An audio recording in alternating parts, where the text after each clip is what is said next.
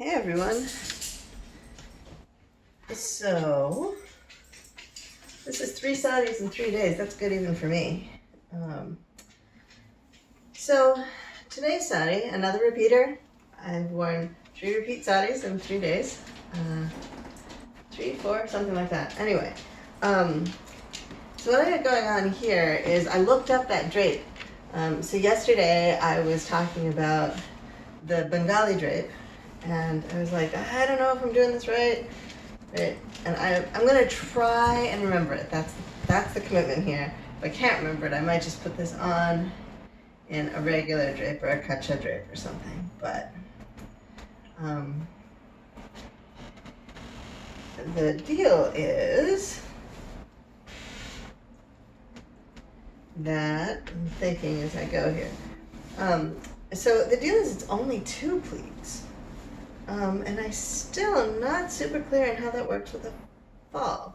So sometimes what happens with sari drapes that you're not familiar with is you have to do them in order to understand them. So we're gonna try. The instructions say that you knot it, and you'll notice I'm knotting it over my shirt this time. Sometimes that kind of friction helps a little bit. You'll also notice that I'm pulling it up a little bit high. I'm gonna have to tweak the height because I'm short. You can't really see that in the video today, but the sari is actually dragging on the floor where I've got it. I would have to have it like up here, which is the bottom of my rib cage, in order to make it the right height. So, you know, it's like your Catholic school girls skirts, uniform skirts. You can just roll it. I don't know if that's kosher, I don't know if that's normal, but it's kind of what I have to do is scrunch it or roll it so it gets the right height. The other thing you can do, actually, I should show this to you now, is you can just decide it's going to be shorter. You can fold it over at the top, and when you pinch the part to knot, again, fold it over. So just let it flop down like that. It does make your knot a little bit bulkier, so if you're self-conscious about having a large knot or a bulk at your waist, you might not want to use that technique. But it does help you keep it off the floor if you are short like me, I'm 5'2". So anyway, what it says is start making wide pleats, but make them. Now here's another question. It says make wide pleats, but it says make them. You know, I bet. Now I'm wondering. So this is how it works. Sometimes you have to just try stuff. And I'm wondering if I'm doing this backwards. I'm wondering if I'm actually supposed to be wrapping it clockwise. Like when you say clockwise or anti-clockwise or counterclockwise with regard to a sari drape, it's like if you were standing on a clock. So right now I'm draping it counterclockwise, right? It would go this way. If I were gonna do it the other way though, and the other thing I've just done is I've moved the knot, right? So the knot, the start point for tucking or knotting is usually over here, and I'm just experimenting here. So my experiment involves moving the knot over because now you can see that if I do the first pleat this way and the second pleat that way, then the fall will be covered. See, the thing I'm fussing about is this fall. The fall is this heavier fabric that's stitched to the inside edge of the sari for the first, I don't know, about enough to go around your body. And that fall protects the sari in a traditional navy drape. But when you're doing some of these other drapes, it messes things up. So having a fall in your sari can be useful in a lot of ways. It weights the sari a little bit at the bottom if you have a sari that doesn't have a heavy border. You know, it makes it hang nicely, but it can also be a pain in the neck. So when it says 2 pleats, that's the other question, right? It's the instructions I found just said 2 pleats. And I watched a video, but I wasn't super clear about it. This drape is, in fact, on the Border and Fall sari series. So if we assume that 1 pleat is 1 back and forth, then this might work. So let's try, if we go across the left, and that's 1 pleat. And then across again, it's only 1.5 pleats, right? we start here, we go 1, it's 1 pleat, and then the fall is on the outside. So I'm going to actually pause this and go back and look at those instructions. Hi, my name is Leela Sinha. This is an Everyday Saris video, and today's Everyday Sari is a repeater. I am a firm believer in re-wearing saris. There's a kind of a stigma attached to that, but I don't hold with it at all. So I started recording this video because yesterday I was thinking, this is 3 saris in 3 days, which is pretty good for me. I started out thinking that I was going to do a Bengali drape that I was trying to do yesterday, and I was just kind of messing around. I'd only seen it done a few times. I hadn't really paid attention to the videos, so I was like, okay, I read some instructions, let's try it. And then I was all confused because this piece, this fall, is supposed to be on the inside. This is just heavier fabric, it's protective, it's got nothing to do with the design of the sari. The border of this sari is very plain on the outside, but some saris have very ornate borders. Anyway, so I was trying to do it, and the way the Bengali drape goes is that instead of doing the little pleats that I always do like this, the Bengali drape actually has wide pleats that are the entire width of your front. And so I was excited to try that because sometimes those little pleats get really tangly. So I was going to try, and because Bengal is near where I'm from, my family's from Patna, and so I was curious. So anyway, I tried it. I started to try it, and the last time I was recording this video a few minutes ago, and I realized I didn't remember enough. Super common with trying a new drape. You try it, you do it, something is wrong, something is off, you can't figure out what it is, and so you just have to go back and look at some more instructions or look at the same instructions again. So in this case, I had thought that I was supposed to start the pleats from where the knot is, which is on my right side, and that's not the case. What I'm supposed to do, I think, from watching the video that I just watched, is actually take it all the way over to my left and then begin the pleats. So that's another half wrap, and what it does is it allows the pleats to complete with the fall on the interior of the pleat itself. So you can't really see this, unfortunately. Let me see if I can tip the camera down, because it really is important to see this if you're going to do this, or even if you're just going to understand what's going on. So here we are, and what I've done is it's knotted, and I talked a little bit. One of the things that you can do if you're short, one of the tricks you can do is, you can see here I've folded the fabric down and I've actually knotted it at the folded spot, and I'm doing that here too. This is one of those things that I kind of figured out for myself. I don't know if anybody else does this.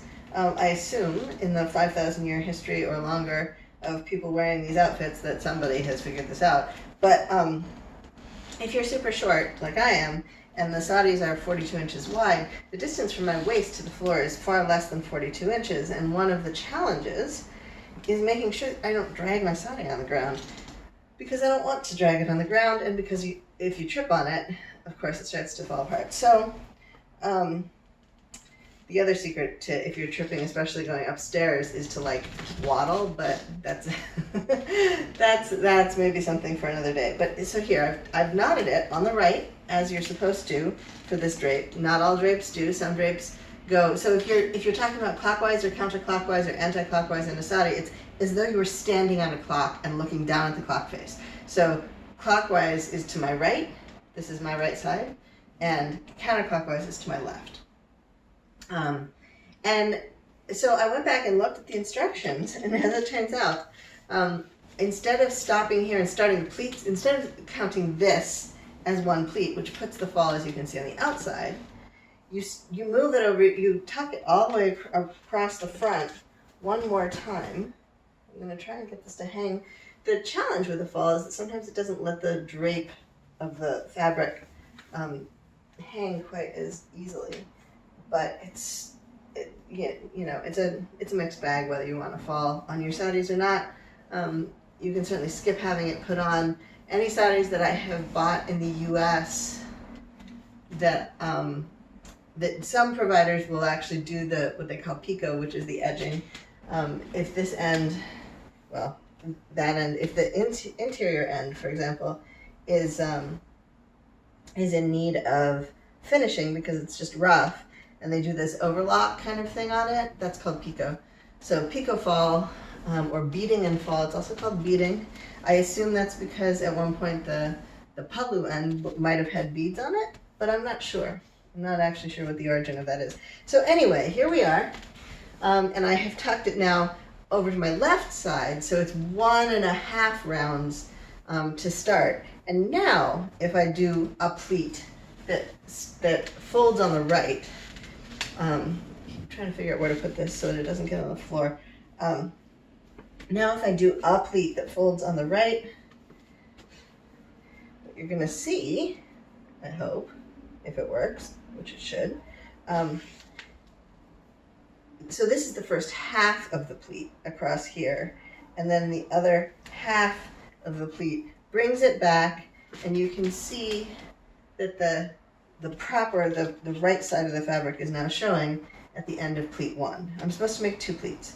So here we go, 1 pleat, and it shows people tucking them as they go, so that's probably what I'm going to do, because the corners get awkward otherwise. So 1 pleat, and trying to make it short enough that my feet are not covered. Move this around so the knot is not all the way in the back. So it's 1 completed pleat, left to right and back to the left. And a second completed pleat, left to right. This is definitely a drape, where if you want to do the 2 pleats, you're going to need the right length for your body width.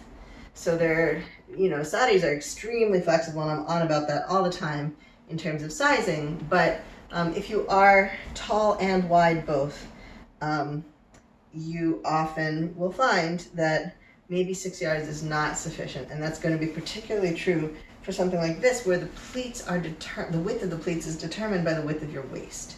And this is not going to hang quite as nicely as one might hope, because I have knotted it and not tucked it into a petticoat, but I'm just not in the mood for petticoats these days.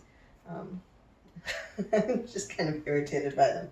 And because I live in the US and so on, I don't have to worry about them. So here we go. I've got 2 completed pleats across my front, and they are the full width from here to here. You bring the fabric over and you bring it back. And what that's done is it's given me that same freedom of movement that you would expect to have from a regular sari, right? There's plenty of extra fabric in here. I was a little nervous when I discovered that I was supposed to wrap it 1.5 times. I was a little nervous that it would get stuck, but it's not getting stuck. So that's excellent. Now the next instruction is that you make small pleats. If you have a bordered sari, a narrow bordered sari, you're looking for pleats about this wide, and you're pleating in the height of the pallu. So you can see that this is the edge of the pallu. This is the direction of the sari, and I'm going to be pleating it this way. And because I'm a smaller human, I'm a shorter human anyway, I'm going to make slightly shorter pleats. That's not required. It just sort of tends to be what works for me. So because I know where this is going, which is down my back and then back up, I may actually have to steal some fabric from somewhere because I'm just not that skinny. And like I was just saying, if you're not skinny enough with this particular drape, you're going to run out of fabric, because this pallu has to do a lot more work before it's done for the day. And of course, in general, you'll notice that when drapes are more formal, when the occasion is fancier, people will drape the pallu longer in the back, or in this case in the back and in the front, to kind of give you that, like the flowing cape kind of thing. But in this case, what we've got, what did I do? Oh, I lost a pleat. You don't want to lose pleats. So what this is going to do is it's going to sit on my shoulder, and then I'm going to be pulling a piece of it back across my chest to cover my bust. You can imagine that that might feel more necessary in the winter if it were chilly, which it does get in Patna. I don't know actually if Bengal gets as chilly, but so you can see here, I've pleated it so that it hangs straight. And then we're going to take the inside edge here,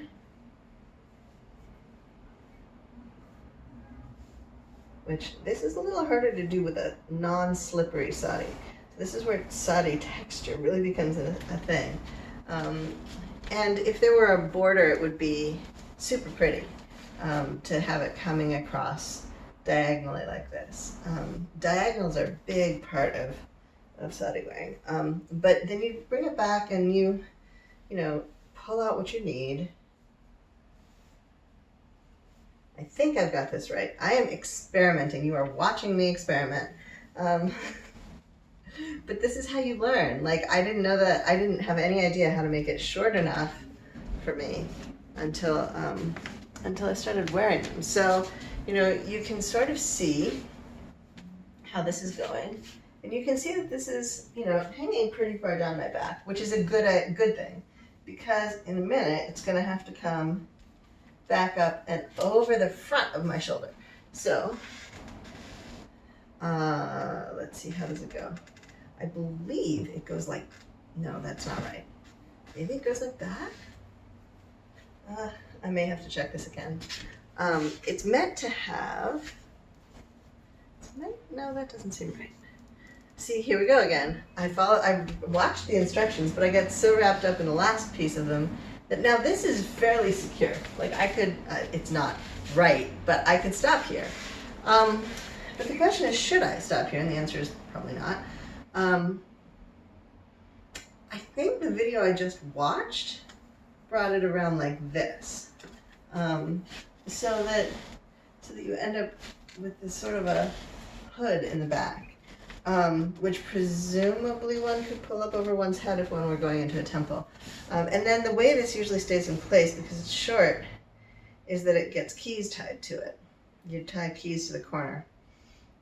I